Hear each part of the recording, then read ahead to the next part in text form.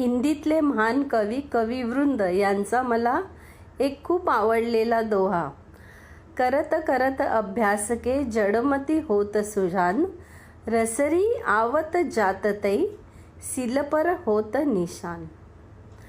तर रसरी आवत जात ते, रशी येते जाते आहे आणि त्याच्यामुळे शिळेवर, सिलपर म्हणजे शिळेवर, दगडावर सुद्धा त्या रशीमुळे निशाण होतो. जेव्हा विहिरीतून पाणी काढण्यासाठी बादलीला रशी बांधली जाते आणि ती बादली विहिरीमध्ये टाकली जाते पाणी भरण्यासाठी, आणि मग त्या बादलीत पाणी भरल्यानंतर ती रशी वर खेचली जाते.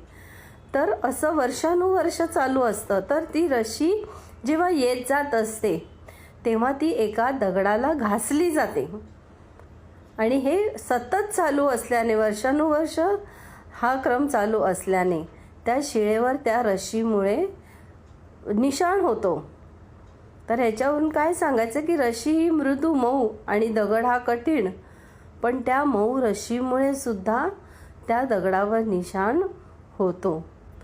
तर पहिली ओळ अशी आहे की करत करत अभ्यास के, सतत सतत अभ्यास केल्याने, सतत सतत सराव केल्याने जडमती होत सुजान, म्हणजे जी जडमती कमी बुद्धीची लोकं आहेत, ज्यांच्या बुद्धिमान जास्त नाही आहेत अशी लोकं, अशी मुलं, विद्यार्थी, तर ते सुद्धा बुद्धिमान होऊ शकतात. जडमती होत सुजान, सुजान म्हणजे खूप हुशार होऊ शकतात.